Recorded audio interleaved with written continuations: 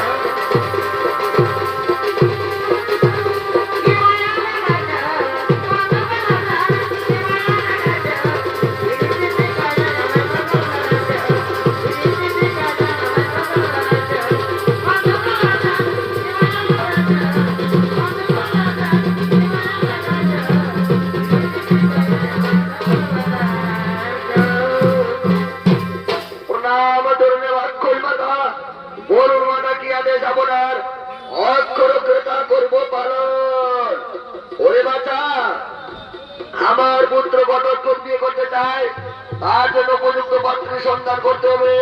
তাই যারা ছুটে যাতে দেশান্তরে যেখান থেকে উপযুক্ত কন্যার সন্ধান নিয়েছো।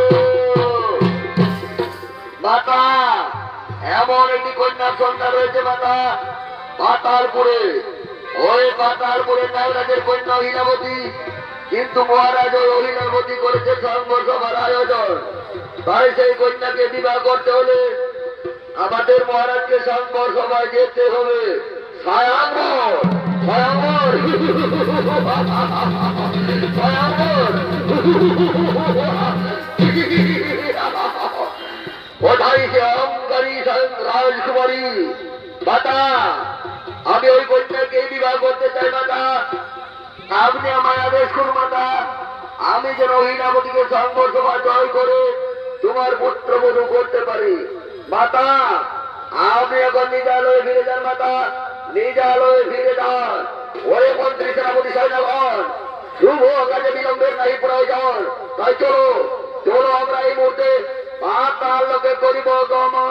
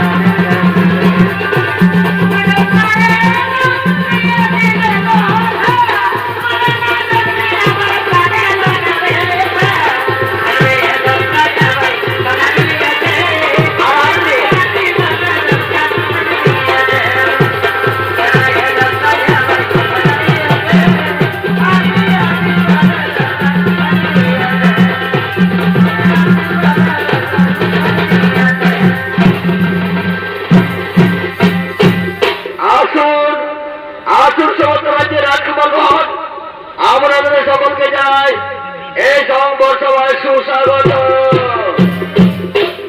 আপনারা নিজ নিজের স্থান গ্রহণ করুন, আমি সংবর্ষমার কাজ আরম্ভ করি। ওরে ওরে কে কোথায় আছিস? আমার কন্যা হীনাবতীকে সংবর্ষমায় নিয়ে এসো। দেখো নদী পারে বিহারে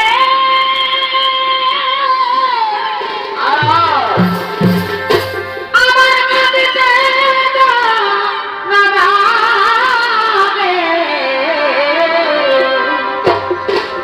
দেখো নদী পারে বিহারে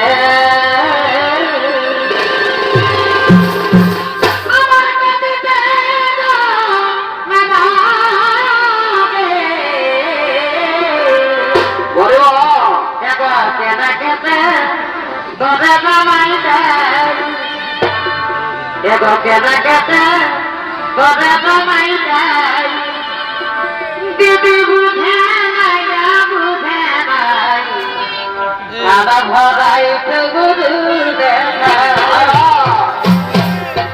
আগে দি বুঝে না বুঝে নাই সাদা ভরাই তো গুরু দেখা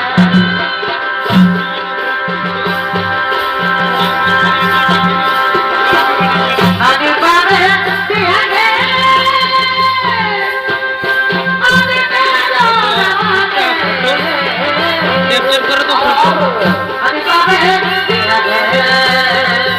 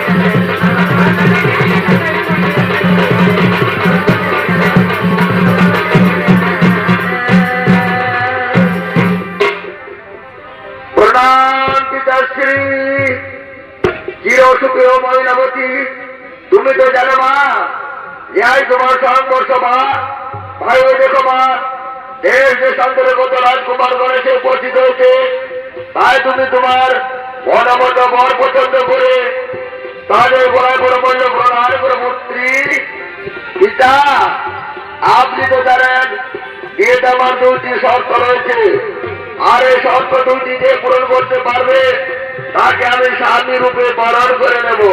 তাই হবে মা, তাই হবে। শুনুন সমস্ত রাজকুমারগণ, আমার কন্যার দুটি শর্ত রয়েছে, আর যে শর্ত দুটি পূরণ করতে পারবে তাকে আমার কন্যা স্বামী রূপে বরণ করে নেবে। ঠিক আছে মহারাজ, আমরা সকলে আপনার কথা মেনে নিলাম। এখন বলুন আপনার কন্যার সেই দুইটি শর্ত কি? এটাই বুঝি সেই সংঘর্ষ মা।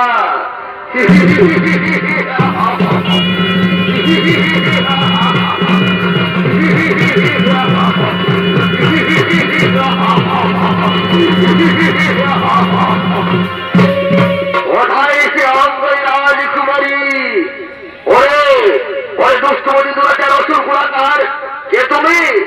সংঘর্ষের কাজ ভঙ্গ করার সাহস দেখায় আমি? আমি ভীম হিম্বার পুত্র বীর ঘটক, আর এই সংঘর্ষ এসেছি আমার কন্যাকে বিবাহ করতে। ওই দুরাচারী রাক্ষস তোমার হচ্ছে মোর কন্যা না করিব সমর্পণ, বেরিটাই সংঘর্ষ হতে, নাহলে অস্ত্র কাছে কর্মণ্ড করিব না। পিতা না, আপনি এত উত্তেজিত হবেন না। আজকের এই শুভ দিনে আপনার হাতে অস্ত্র শোভা পায় না পিতা। এসে যখন পড়েছে তখন এক তার সুযোগ দেওয়া হোক। শোনো ঘটক, বিয়েতে আমার দুইটি শর্ত রয়েছে। যদি তুমি আমায় যুদ্ধ বিদ্যা বুদ্ধিতে পরাস্ত করতে পারো তাহলে আমি তোমায় স্বামী রূপে বরণ করে দেব, আর যদি তুমি পরাজিত তাহলে তোমার স্বয়ং মৃত্যুদণ্ড। এত অহংকার, আমি রাজি। বলো রাজকুমারী কিসের পরীক্ষা নিতে চাও, বিদ্যা না বুদ্ধি? আগেও বুদ্ধির পরীক্ষা, কারণ পরাজিত হলে আমাকে আর কষ্ট করে মারতে হবে না। তাহলে শুরু করে যাক, তুমি আমায় প্রশ্ন করবে আর আমি সেই প্রশ্নের উত্তর দেব। যদি উত্তর ভুল হয় তাহলে আমি পরাস্ত। ইলিকার পাখা গোটাই পরিবার করে। আচ্ছা তাই হোক।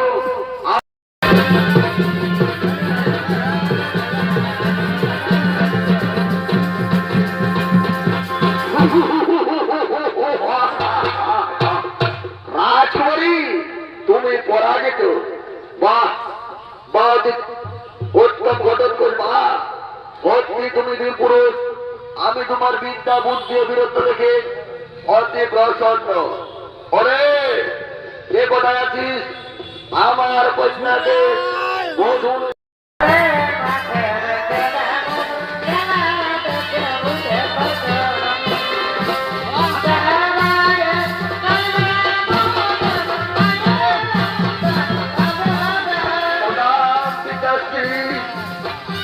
সুখে হো মা, তুমি চির সুখে হো। যাও মা যাও, দেখো ঘটন করে পাশে বরণ করে নাও মা, স্বামী রূপে বরণ করে নাও। তবে ইয়াই হবে দিয়া ঠিক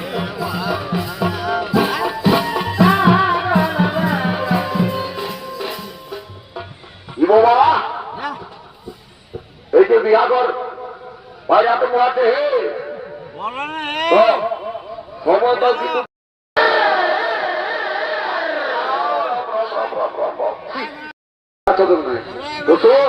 আমি কি বলছি শুনছি না? আমি গানটা ধরছি, তুই ওদিকে নাচ, যা নাচে খেলে বিদায় নিয়ে ঘর থেকে চলে গেল।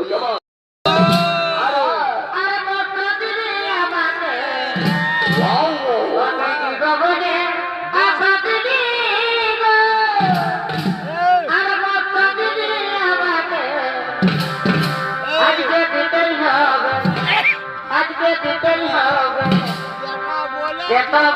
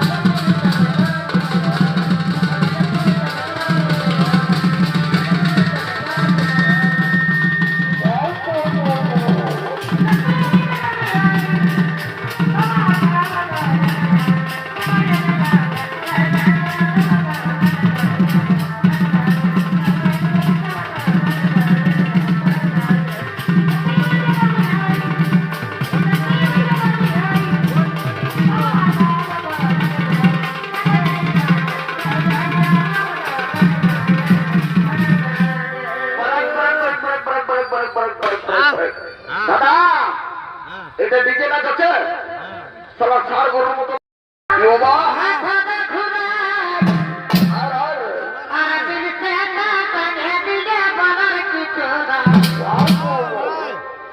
দেখে আমার দাদার কীর্তি বসে বসে একটা গোটা বোতল ঢোকা গেলে এখন আর বলছে রবীন্দ্র বোতল দেখলে আমার মাথা ঘুরে বাবা বাবা বাবা মাথা দেখো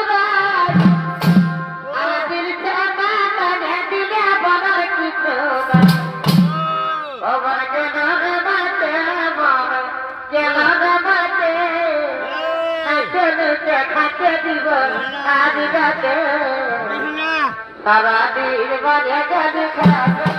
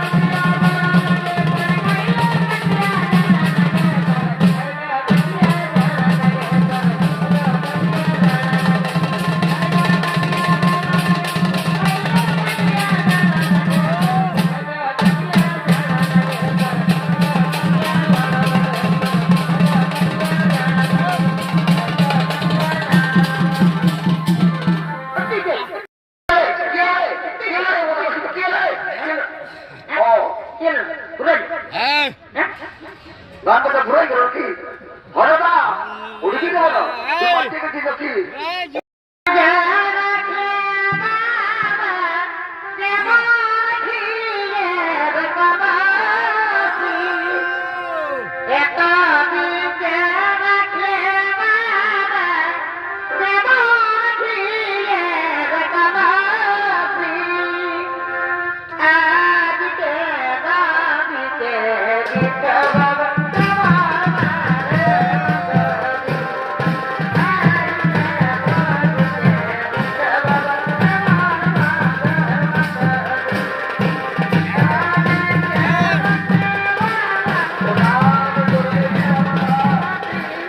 আশীর্বাদ পরিপুত্রী তুমি স্বামীর করে কেউ কেউ না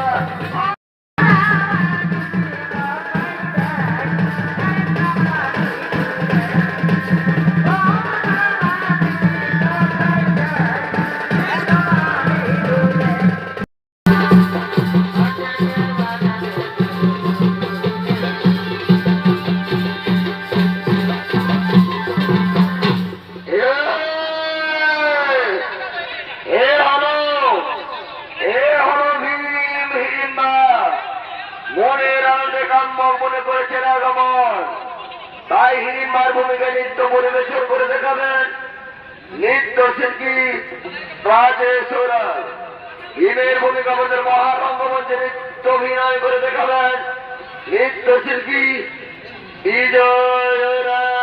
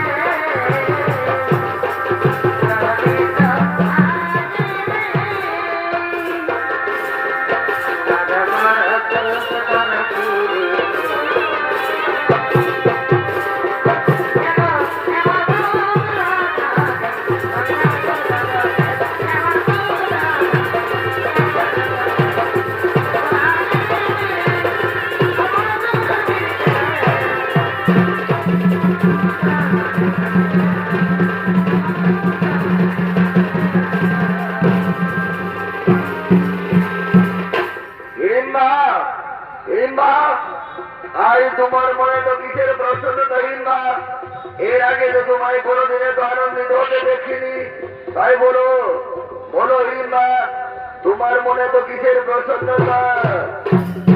ওগো ওগো প্রাণনাথ, আজ বিধাতা আমার প্রতি প্রসন্ন, তাই তো আজ আমি এত আনন্দিত। আজ বিধাতা আমার প্রতি মুখ তুলে চেয়েছে, তাই তো আজ আমি তোমার সন্তানের মাতা হতে চলেছি। আজ আমি সন্তান সম্ভব। সত্যি সত্যি বলছো প্রিয়ে, একই কথা শুনে তুমি মাতা হতে চলেছ, এ তো মহানন্দের কথা। এই খুশির সংবাদে আমার হৃদয় নেচে উঠেছে।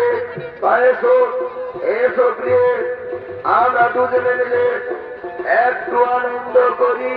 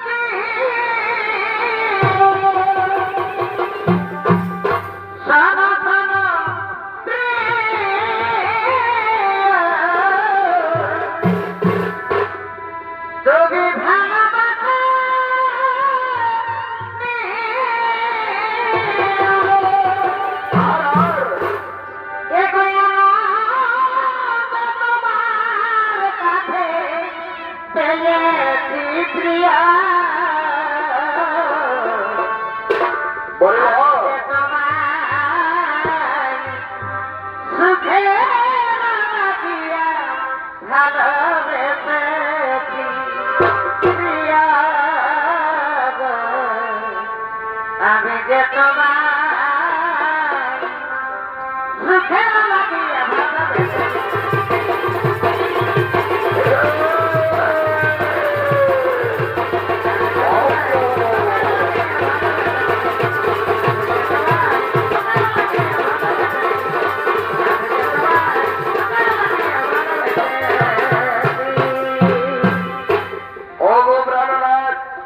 আমি আর নৃত্য করতে পারবো না। আমি যে খুবই ক্লান্ত হয়ে পড়েছি, আমার একটু বিশ্রামের প্রয়োজন। তাই চলো চলো প্রাণনাথ, ওই কুটির কিনতে গিয়ে খানিক বিশ্রাম করি। হ্যাঁ মা, সত্যি তোমার এখন বিশ্রামের প্রয়োজন। তাই এসো এসো হিড়িম্বা, এখানে বসো, খানিক বিশ্রাম করে নাও। আমি তোমায় বাতাস করে দিই। একই একই হিড়িম্বা ঘুমিয়ে গেল নাকি? হিড়িম্বার সন্তান সম্ভবা, মানে আমাদের বিচ্ছেদের সময়। ওঠো হিড়িম্বা ওঠো। তোমার কি মনে পড়ে না হিড়িম্বা সে পূর্বের কথা?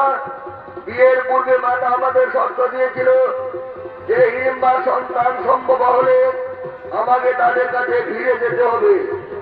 আজ তুমি সন্তান সম্ভবা হিড়িম্বা, সেই কঠিন সময় এখন উপস্থিত। তাই মাতা যা কথা রাখতে আমি চললাম তাদের কাছে। হিড়িম্বা, তুমি আমায় ক্ষমা করো হিড়িম্বা, তুমি আমার সন্তানকে সযত্নে লালন পালন করে বড় করো হিড়িম্বা। আমি চলে যাচ্ছি। বিদায় বিদায় হিড়িম্বা, বিদায় বিদায় বিদায়।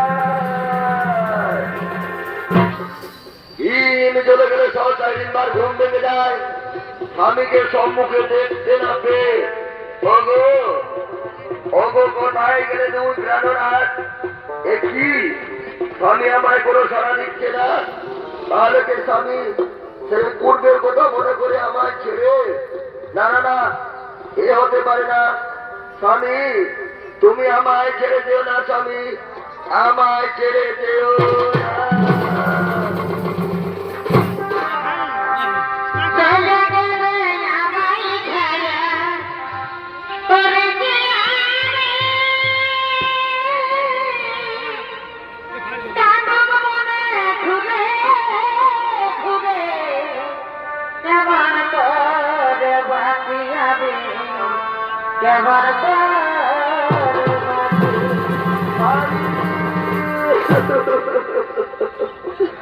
তুমি আমায় ছেড়ে দিও না স্বামী, তুমি ফিরে এসো স্বামী, আমায় ছেড়ে দিও না। জয় মা জয় মা স্বামী গো।